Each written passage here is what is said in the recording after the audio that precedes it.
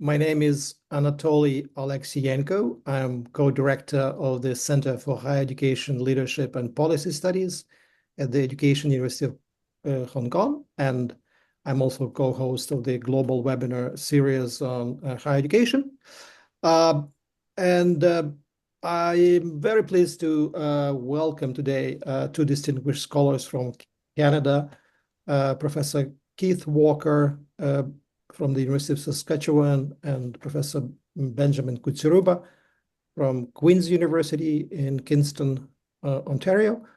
The two scholars are really well known for their work on positive leadership, flourishing schools, institutions, and it's been a privilege really just to read some of their papers and books. Recently, I visited their web pages and lists, which are very impressive, and I've noticed that you both collaborated on these topics for quite some time, maybe more than a decade. So we would be really excited to learn more about your current research on well-being in higher education and how you define the challenges in terms of cultivating that culture of flourishing institutions, communities among students, faculty members, and institutional leaders.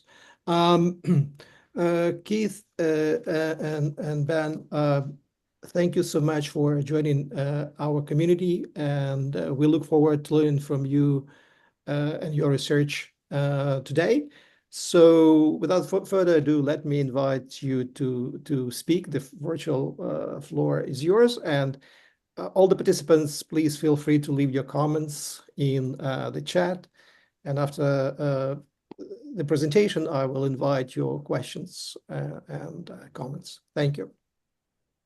Excellent. Thank you very much, Anatoly. First of all, thank you for the invitation to share our work. It's a privilege to be joining all of you. Wherever you are, good evening, good morning, good midday, wherever the time finds you. We're very pleased to be joining you. Keith and I have been working over a decade, I think over 2 decades now, on some of these topics, especially the topic of trust. But today we're going to be talking about the well-being in higher education and looking at some of our work that relates to this in terms of teacher education, as well as some share a little bit about our recently published the Emerald Handbook of Wellbeing in Higher Education. I'm Benjamin Kutsyuruba. Thanks for the introduction. I'll introduce myself very briefly and I'll let Keith introduce himself. I've been at Queen's University for now almost 17 years. Prior to that, I was at the University of Saskatchewan, and prior to that, I was in Ukraine. So I share the same background as Anatoly, fellow Ukrainian, Canadian, and I've my areas of research and teaching are leadership, educational policy, school law, trust, moral agency, well-being, and international education. Keith? Yeah, welcome to everyone. It's just great to be with you. Thank you, Anatoly, for hosting us here. It's a great pleasure to always be with Ben. I'm in my over 3 decades as a professor at the University of Saskatchewan. And yeah, so the organizational and leadership development, these are important pieces to me. I started off as an ethicist, so leadership ethics, and very interested in, and have been for many years, just about the dynamics of what it is to be a leader, focused, and seeing the efficacy of leaders growing in different contexts, mostly educational and not-for-profit contexts. Have had some interest in recent years, together with Ben, on topics like how we lead in times of pain and suffering and difficulties. And both Ben and I also are working on a project on leaders and how they foster hope with those that they work with.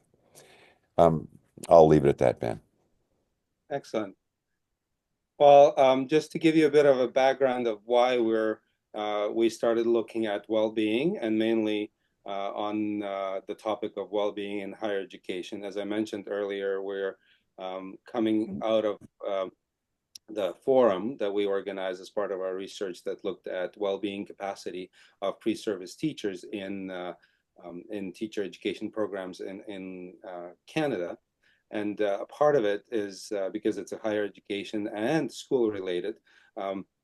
We'll be talking today about, we'll focus today on the higher education. And mostly the higher education sector has been recently described, and for many years now, as VUCA environment, which is volatile, uncertain, complex, ambiguous environment that creates social, psychological, and emotional challenges for organizations and for people in those organizations. And so preparing whether it'll be aspiring teachers or students in higher education, to deal with those challenges, to deal with the social, psychological, and emotional challenges, to be mentally well, to be effective in their working environments is considered essential. And it is important to build that capacity. So as we were talking about building the capacity for pre-service teachers, you can think of your students who you're working with. How do you build that capacity with the students, the faculty, the leaders, the organizations themselves that can create conditions that will foster well-being and mental health? Most of the higher education institutions or environments are focused on developing knowledge, mastery, self-efficacy, confidence, and success in completing the programs, completing the degrees. So those are usually directly associated outcomes of positive mental health and positive well-being.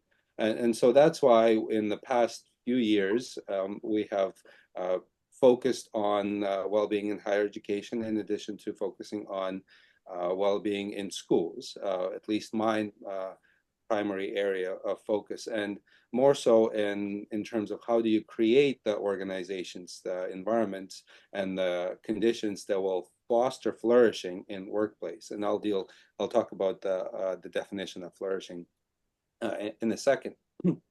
So a lot of our work draws from these three areas of theoretical research. One is positive psychology, and that has been very essential for us to ground our work, looking at the conditions, strength, and virtues that enable both individuals and communities to thrive, to do well, to create supportive and flourishing environments. A related field to the positive psychology, I think they go hand in hand, is the positive organizational scholarship that looks at such conditions as happiness and optimism, as well as some of the antecedents, as well as outcomes of having strong positive emotions and feelings of good and achieving success. And within that, we also, because our work is at the intersections of leadership and organizational theory and behavior, we look at positive institutions. And research on positive institutions shows that, if there is a positive environment in the institution, whether it's a school or higher education, they do not only elevate and connect those human strength and virtues that people have internally, but also allow them to be retracted and manifested throughout the environments, throughout the cultures that are created in those institutions, to bring about more humanity, courage, wisdom, love, and value into the organizations themselves, as well as into the world. Some of our work has been published, and we have been able to show that the importance of purposeful attention to positivity and well-being through our research, through our findings. When we found in our research, when there are hope-filled contexts, and they allow for that positivity to engender and grow and germinate and develop the cultures of positive or organizations. When we talk about positivity, we recognize that we can't just ignore the pain. We can't ignore, challenges, hardships, sufferings, and traumas that people bring in with them. But it's just a more appreciative perspective that we take through our work and through some of the research that we do on everyday life. And rather than taking a deficit perspective, we'll look at the assets-based perspective. So how can we learn from those hardships and challenges and sufferings? And that's the essence of a lot of our work.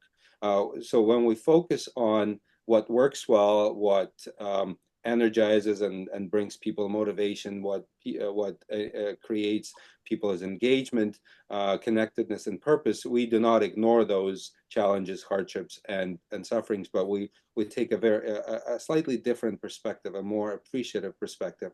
So, we understand that there are challenges, but how do we learn from them to make the organizations better? So that's the perspective that we bring into the higher education research as well. A lot of our work is grounded in this ecological perspective, whether on schools or higher education, where we look at the organizations as social systems and trying to understand the organizations through the interconnections, the relationships, the development of people, and the progress that happens in those living and breathing ecosystems. Again, whether it's a school or other organizational contexts, higher education contexts. And so it's that connectedness, relationship, and the interdependency that really make up the organizational ecosystem. And through our research, as Keith alluded to, we talk about hope, we talk about compassion, and one of the key ingredients, one of the key cardinal values, as we call them, is trust. And trust is viewed as the antitoxin, a life-giving ingredient that is vital for the well-being of the living system. We also draw from some of the frameworks. We have developed our own framework through research, but we have drawn from a number of different concepts of well-being that are key to our research. One comes from Noble and McGrath, and that one is called Prosper, that looks at positivity, relationships, engagement, resilience, purpose, strength, and outcomes as one of the some of the key aspects of developing the individual's quality of life, happiness, and satisfaction in life, and overall well-being. Another one is the subjective well-being, and we draw heavily from positive organizational scholarship, and some of the key people in that theoretical domain are Diener and Seligman, and so Seligman is most well known for his role as a grandfather of positive psychology, but also the developer of what is called PERMA model of well-being that looks at the importance of not only feeling good through having positive emotions, positive relationships, and a sense of meaning or accomplishment, a sense of meaning and purpose in life, but also functioning well that are manifested through the feelings of engagement and achievement, which are key aspects of a higher education institution. And in addition to these, through our work, both in schools and higher education, we've developed the 4 Ps that look at passion, purpose, play, and presence of leaders in the role of developing systems of well-being. So what is the well-being? One of the key, another model that allows us to define and understand well-being, it comes from Dodge al. that define well-being as a balance point between the individual's resource pool and the challenges faced. So, if you can imagine a seesaw of some sorts where the challenges or the resources are in balance, and that creates the well-being. And so that stability of well-being is achieved when people have the psychological, social, and physical resources to meet and deal with particular challenges in the psychological, social, and physical spheres.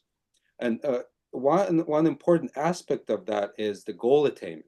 that accomplishment piece in PERMA, or effectiveness and success in professional practice, as we're talking about higher education.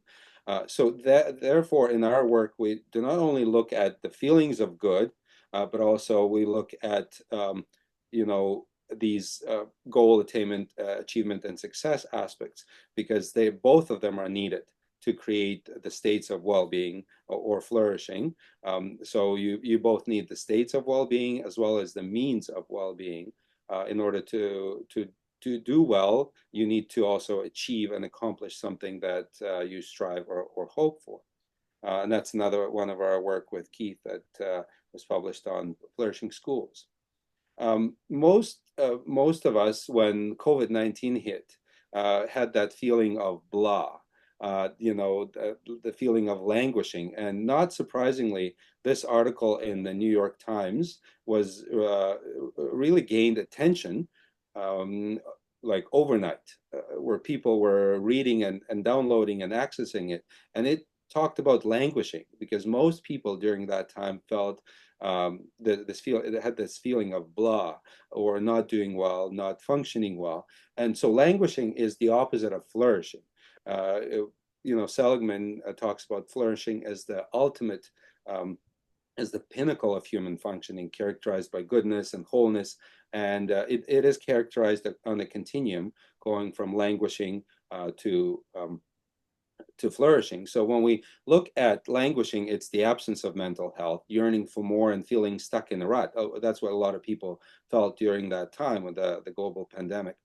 So flourishing is on the other side of that continuum, and it's we've done some work on flourishing in a variety of contexts, and it's very much universal, that the flourishing is more than just pursuing inner happiness or emotional well-being. It also has to do with the positive positioning of oneself towards life, and that's the psychological well-being, as well as positive positioning of oneself towards other people, because we're all social animals, social beings, that we yearn to be with others. So the combination of social well-being, psychological well-being, and emotional well-being are what constitutes the concept of flourishing.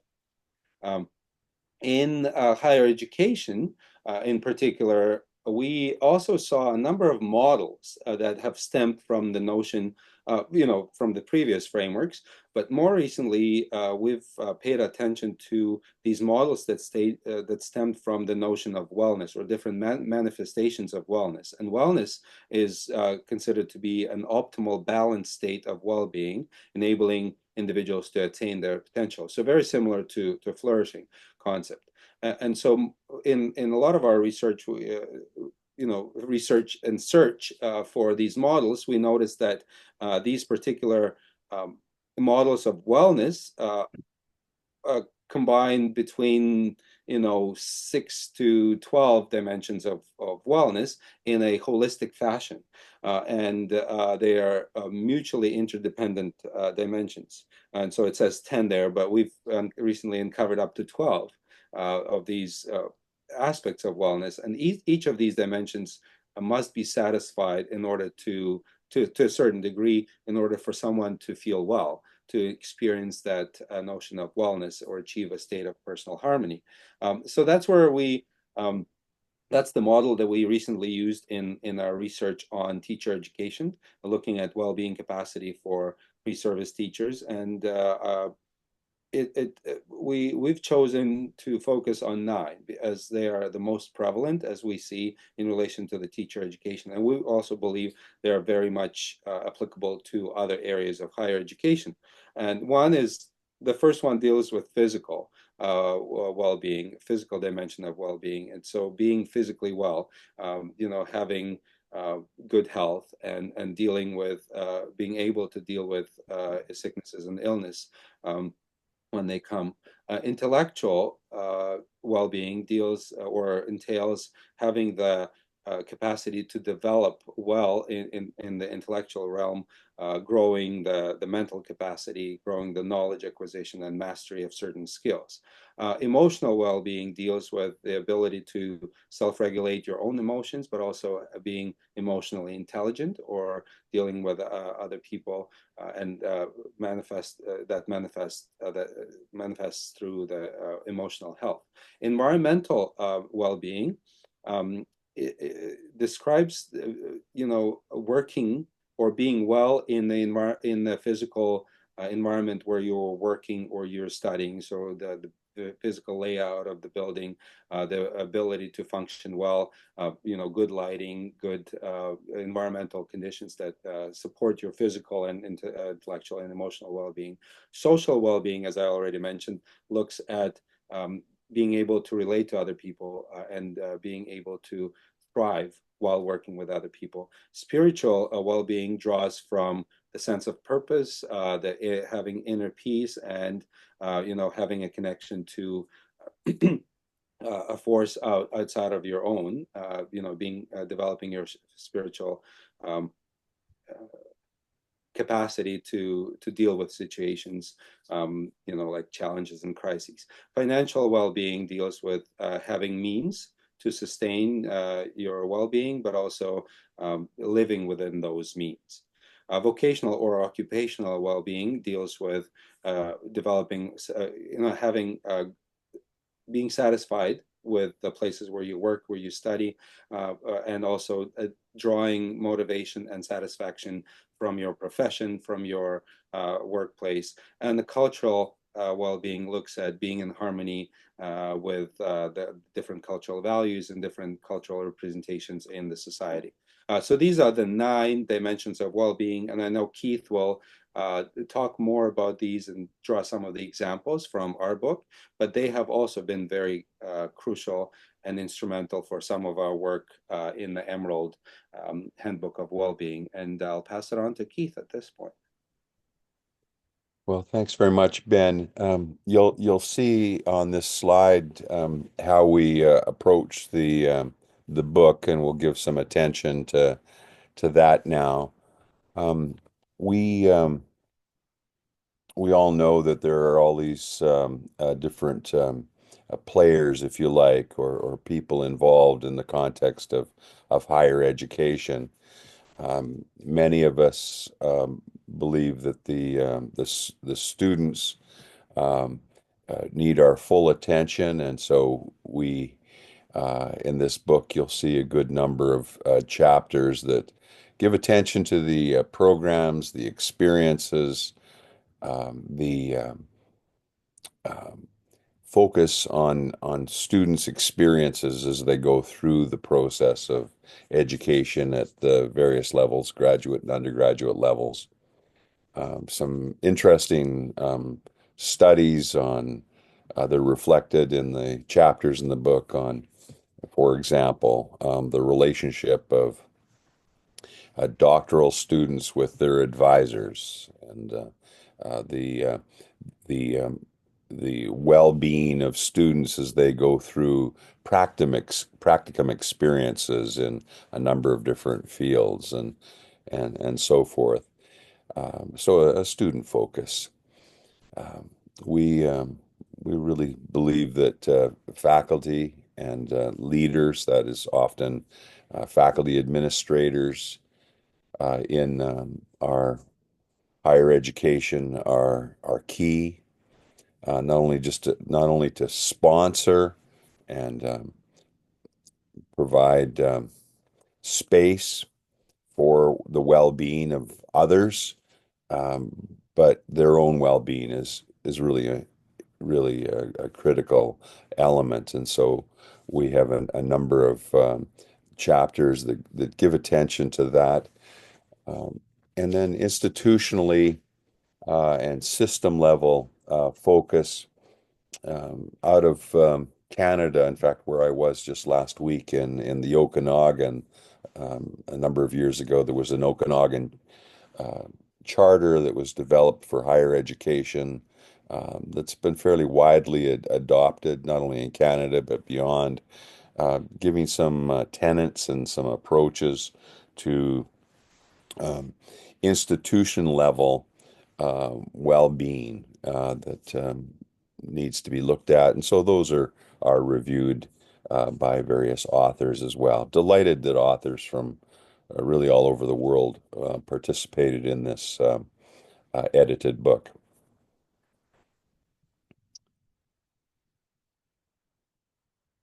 One of the, I suppose, messages that we wanted to convey in this book, you take all of the things that Ben has gone over.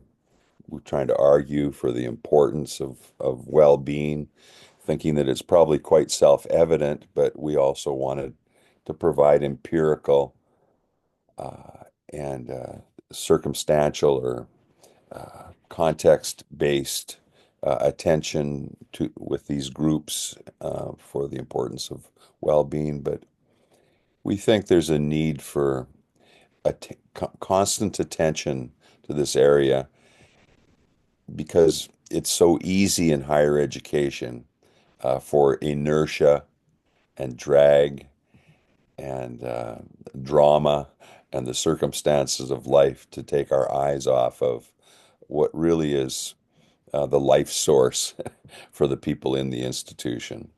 And this is getting back to that ecological view of things.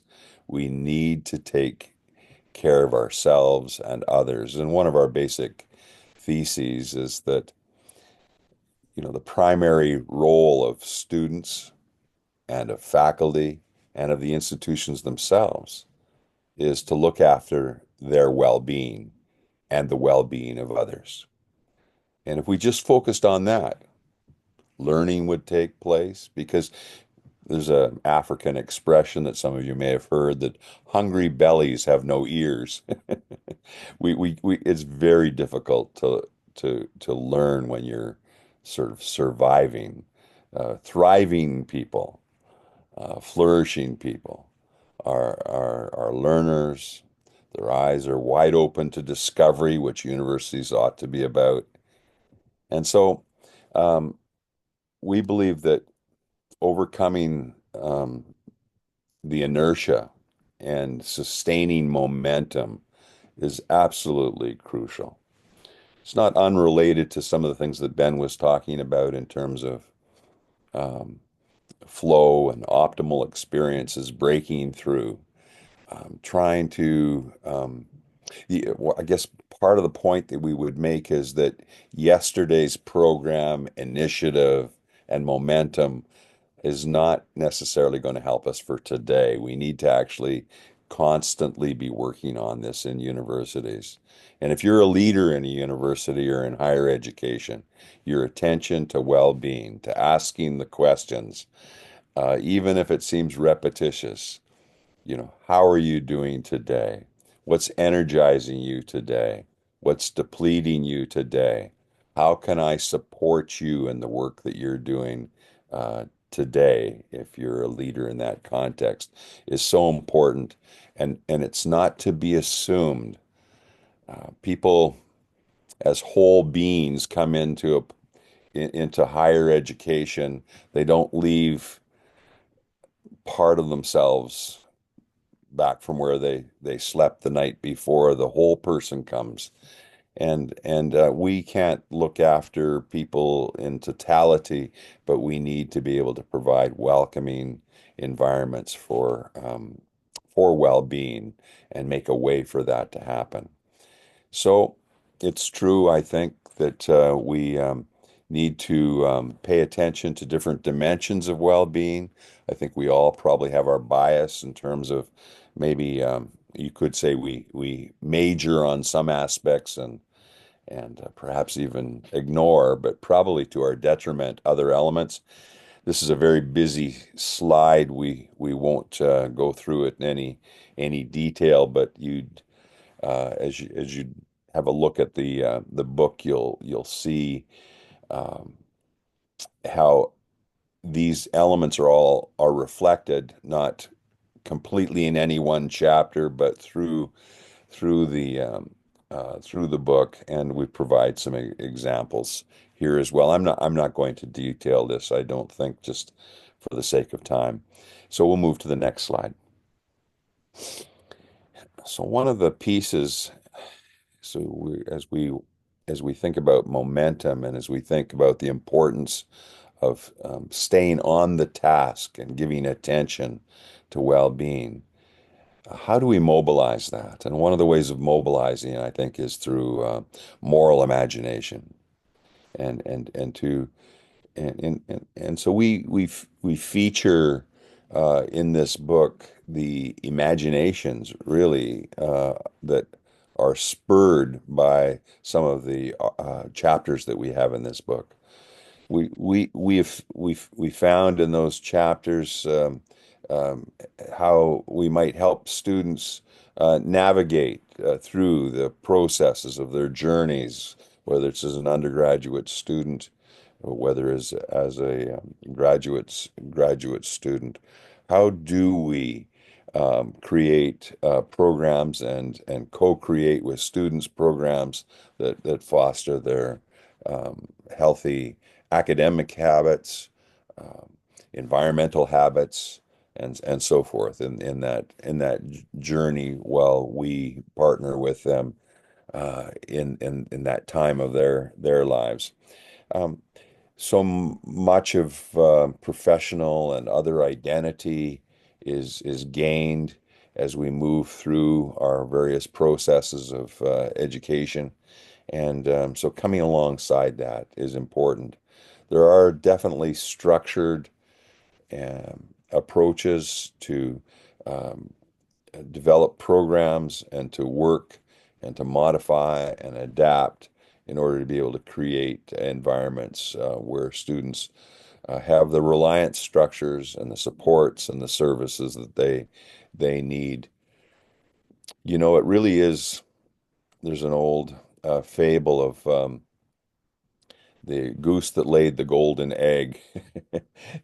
And there was a very greedy owner who decided to try to get as many eggs as he could. So he killed the goose and tried to capture the eggs that way.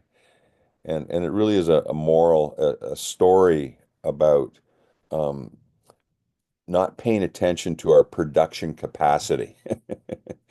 If he had just fed and taken care of the goose, he would have kept on getting the golden eggs. But he tried to be, uh, um, he was greedy and he wanted to be as get this golden eggs as quickly as possible. And I think sometimes that frenetic university that's always on the move and always thinking and thinking about economies sometimes over people. We just really need to temper that, and we need to look at our production capacity. This is true for me, it's true for you, that we need to pay attention to our well-being, which is the goose that is laying the golden eggs for us, if you like. We'll move to the next slide.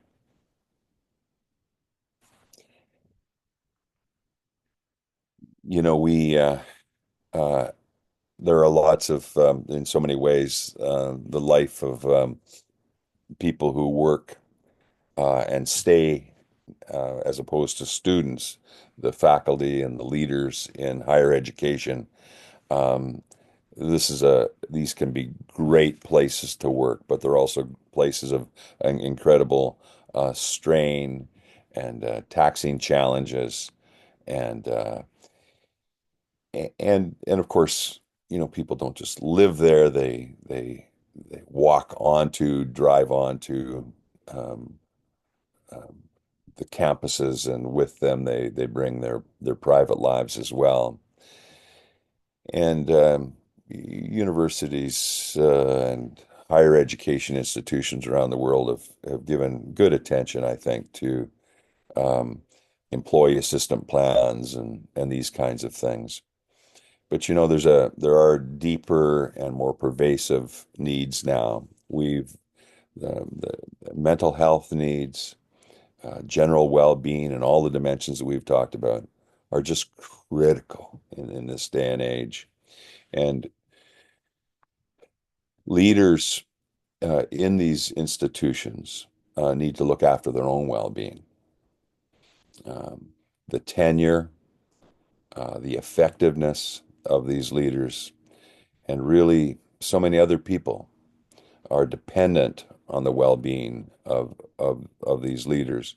Self-care, self-care, self-care is so important, and providing, sponsoring, checking in, helping people to facilitate their own self-care is critical for faculty and leaders. There's a book that was written, maybe it's probably 4 or 5 years now, called The Slow Professor. Just saying, let's just slow down. Let's just be a little bit more mindful of our attention to ourselves and back to the production capacity again. Um, a self-awareness, a confidence, and I believe there's a real trickle-down effect here. If you have healthy professors, if you have healthy administrations, healthy supports, you're going to have healthier students. Let's go to the next slide. There's a sense for those of us that study organizations, you can almost walk in to say a K to 12 school and feel a sense of the climate, the welcome, the atmosphere of the place. And it's similar as you get familiar with the context, the culture, the setting, even the image and the self-image of an institution. So just as a person has a personality, so does an institution. And institutions can be sick, they can be full of dis-ease. Um, they're just as subject to disability as persons are. And so there is a real important call, I think, for us to give regular attention um, to the health of our institutions. And, there are symptoms of toxicity and pathology that we can pay attention to. We can also look at examples of where institutions are practicing and habituating, uh, institutionalizing ways of well-being and making space for well-being for and that collective um, aggregate well-being of the students and the faculty, leaders, staff, obviously, are so critical to the overall well-being of the institution. Next slide. And so imagination. And one of the things that we do in this book is we just say, here's what we believe sustains the imagination and momentum for ongoing well-being. Um, the imperative of well-being, the critical need to talk openly, to negotiate well-being, um, to look at sometimes having courage to um, to say this is a priority for us. Um, uh, might be taking a break. It might be taking a walk. It might be putting a pause on a program. It might be um, there are many different remedies, and it'll all depend at the level and the kind of well-being that we're looking at. Moral imagination is about looking for ways of doing things that aren't just linear and that aren't straightforward. There's a complexity in all of this. Human beings are complex and complicated creatures, aren't they? And when they're all gathered together in places of higher education, you have this great pool of humanity and all of its complexities, and there's a fragility there. And just even to imagine the effect of my words. Last night I was teaching a course What are the impacts of those words on these students in terms of triggering?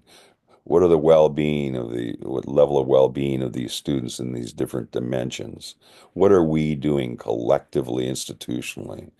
And how might we imagine ourselves as being a place where we are flourishing rather than languishing? Next slide. Over to you, Ben. Yeah, and so we would also like to extend our invitation to those of you who might be interested. We have been contacted by Edward Elgar to put together a research handbook on educator well-being and resilience. And so it was recently shared at the forum that we organized in Kelowna that Keith alluded to. And so Keith and I, as well as our wonderful colleague Saber Cherkowski, have been asked to do this. And so we would like to extend this invitation at the end of this presentation to those of you who might be interested to submit a chapter that looks at educator well-being and resilience.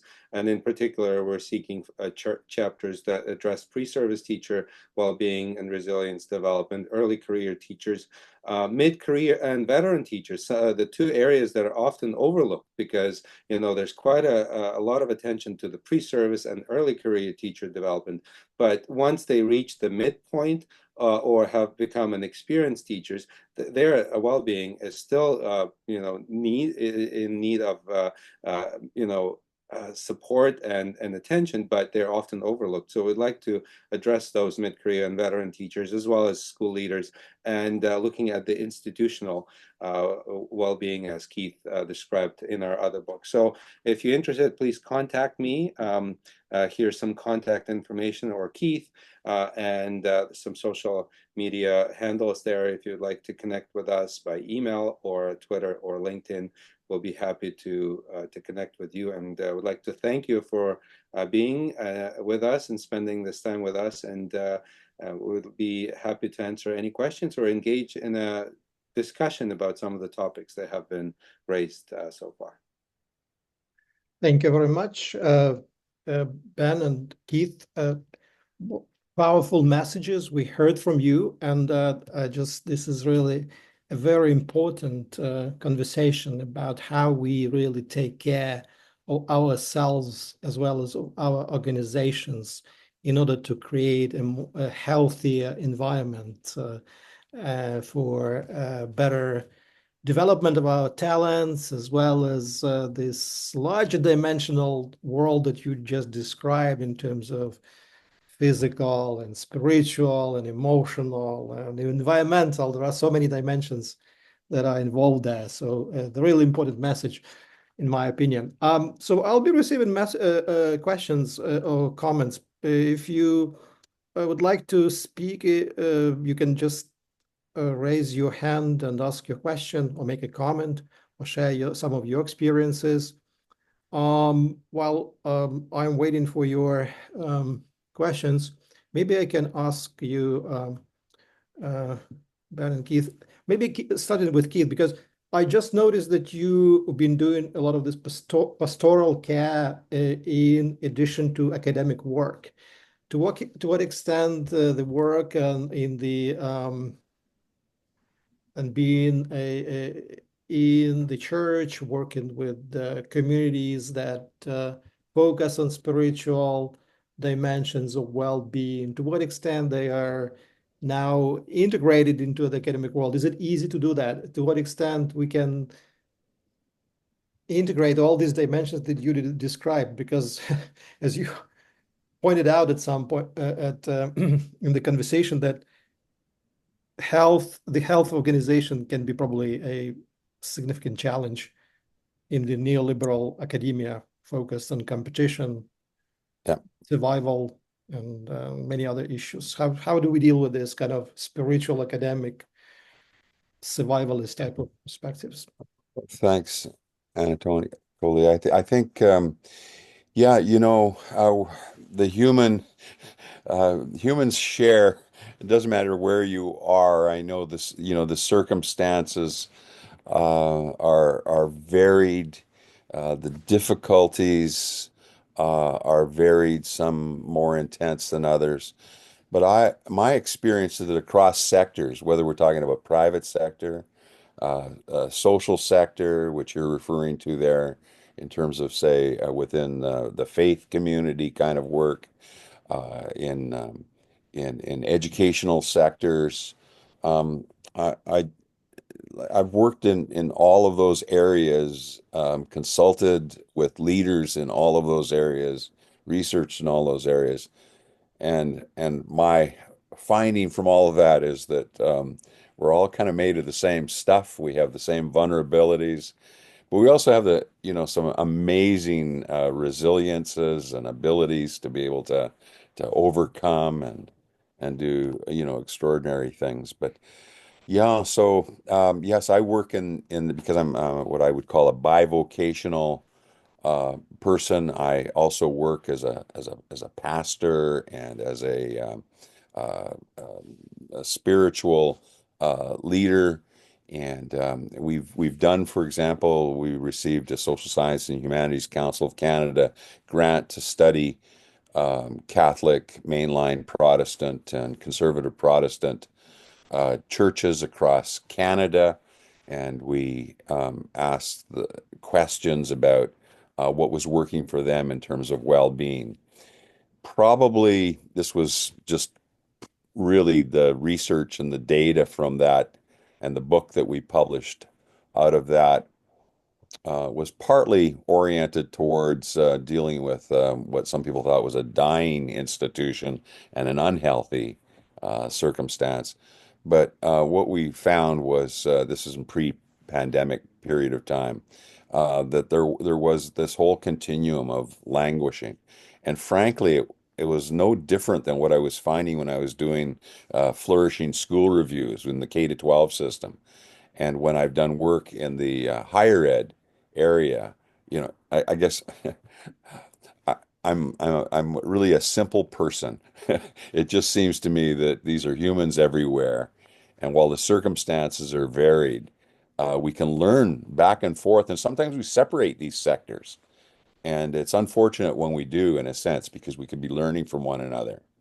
Um, in the case of congregations, it doesn't matter what faith we're talking about here.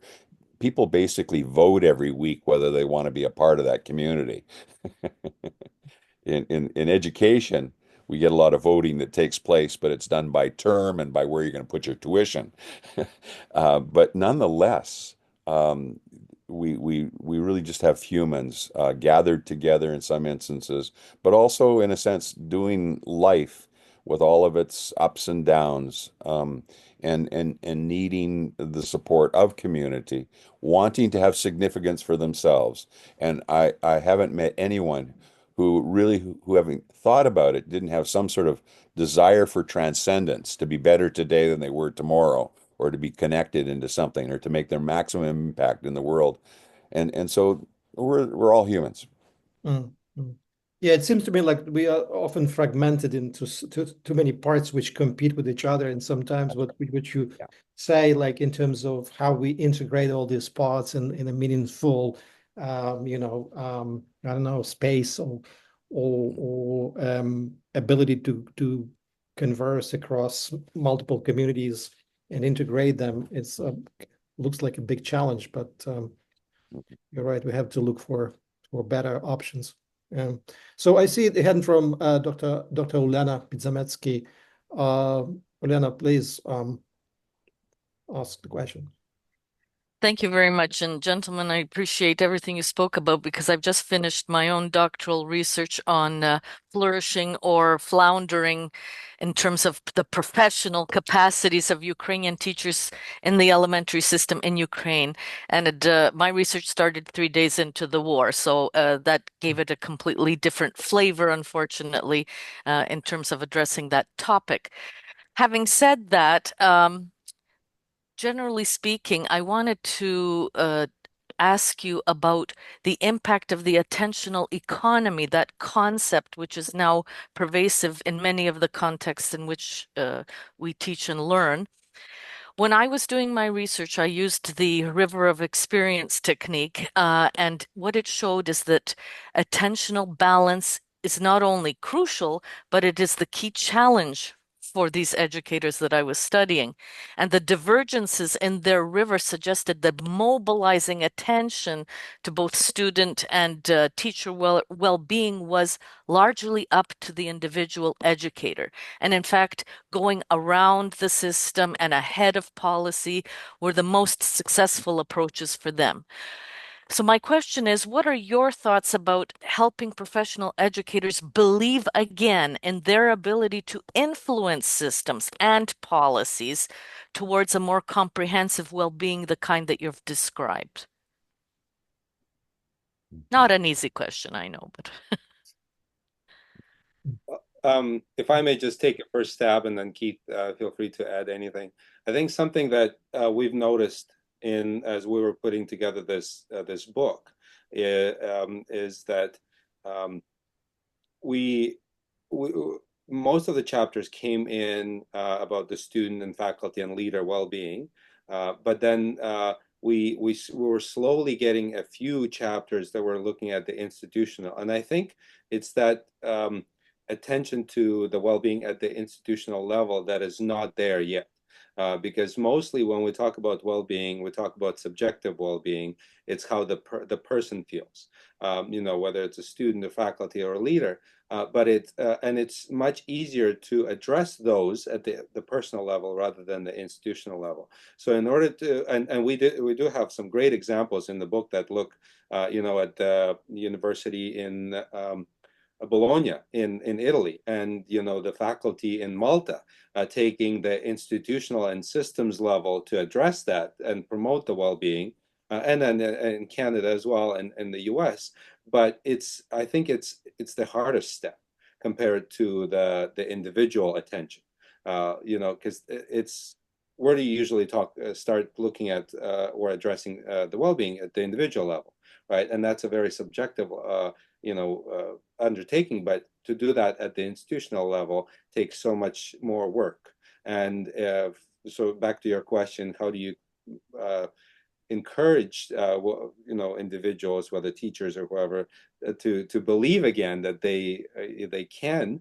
I think it's just having those systems that encourage the individuals to take an active role, and saying, if we're all doing well, we're all in this together.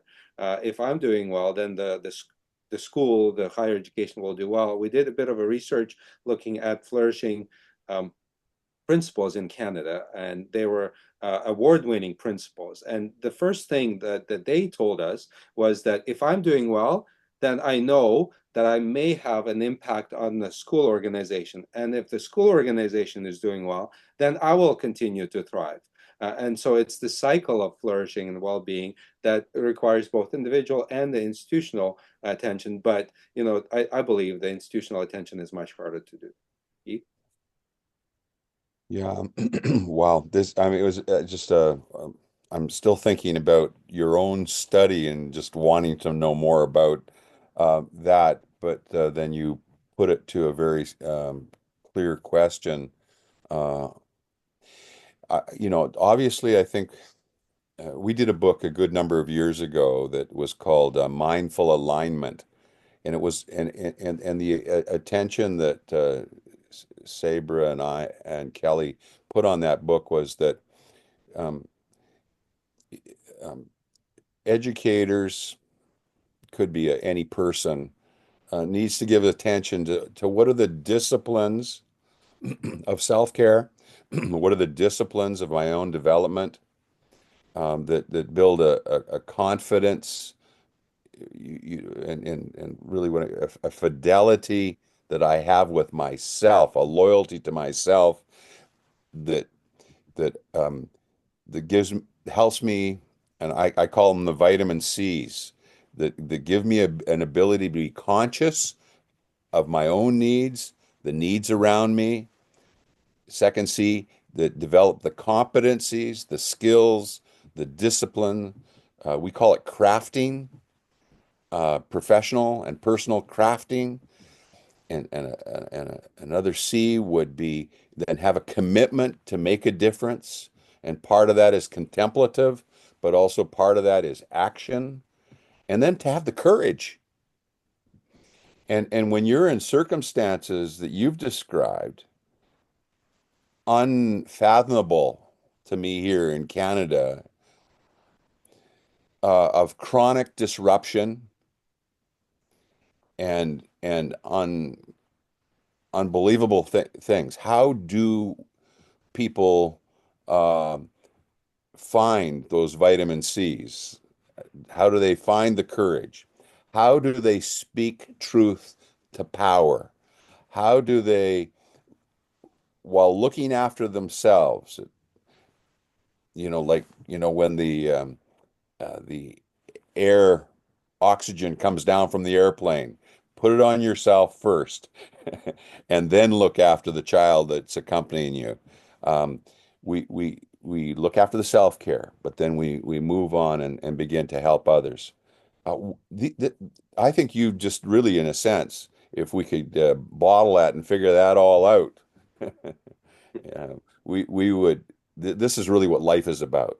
This life is about our adapting and working to transcend our circumstances and to bring about changes that are being called for. And don't we all want to make a difference? And don't we all want to see the changes that we can imagine to be able to move towards a more preferred future? And so, wow, what a great question that you got me thinking about here. Mm. I thank you for that. And if I could just add that, sort of speaking to the points that you've made, what came out of my findings was that courageous flourishing is the label I would give Yeah. to what you've described and what they are involved in consciously or unconsciously, but in helping to overcome what I'll call the transactional distances in the relationships between the grassroots level and the institutional level. Mm. Yeah, but Awesome. this is a really interesting topic about like courage in terms of why do we often lack that? What's going on, like in terms of leadership and having agency for, just doing something differently. So what is the problem with that courage? Can you reflect on that in terms of what comes from your study? Well, I think what we're wanting to nurture are our communities uh, of courage. Life requires courage, I think, and then there are extraordinary circumstances where we think about courage as bravery and heroism and so on. Um, I believe that all of us today can foster courage in others. In English, of course, encouragement is putting courage in. And human beings, pardon me for the to the psychologists that are here, this is too simple, but I think we're motivated by fear and by truth. And I think in this day and age, fear is perpetuated and dominates a lot of our lives. I believe that truth casts out fear, and I believe that caring for other people, perfect love casts out fear, and that's a saying in my tradition. And most of that happens by encouraging others, by and it could be a smile. It could just be noticing the good that someone has done, the potential that you see in someone. Now, I'm not talking flattery here. I'm just talking about coming alongside and in ways that you might think would be casual, but they can be really significant in terms of the well-being of other people. Because part of well-being, I think, is expressed in our capacity to have courage and confidence in ourselves. Mm. If I may add also, Keith and I have worked on trust and moral agency. And, going back to your question, why do leaders often lack that courage? is that one of the suggestions that we see, or one of the things that we see in our research, is that if leaders perceive themselves as moral agents, that their ethics and morals set the tone for an organization, and they are responsible for the moral development and moral encouragement, so to say, in their organizations, then they will, if they have that stance and that in the back of their minds, that will help them, develop the organization through the moral and ethical ways that will promote courage, encourage others, and so on, and build trust as well. Thank you so much, Keith and Ben. On this note, I'll have to conclude our webinar. I wish we could continue, and I look forward to reading more of your books, and I definitely recommend everyone just to delve deeper into what the two professors were sharing with us. And I really encourage all of us educators just to take care, or take courage to take care of each other more, and of our institutions, to make them healthier and more attractive in the coming years, regardless of where we are or what we are doing in the business of higher education. So thanks very much to you both, as well as to our participants. Have a good day or good night, and we look forward to more conversations in the future. And please subscribe to our YouTube if you would like to follow on updates in our global webinar series. Thank you very much, everyone. Goodbye for now. Thank you.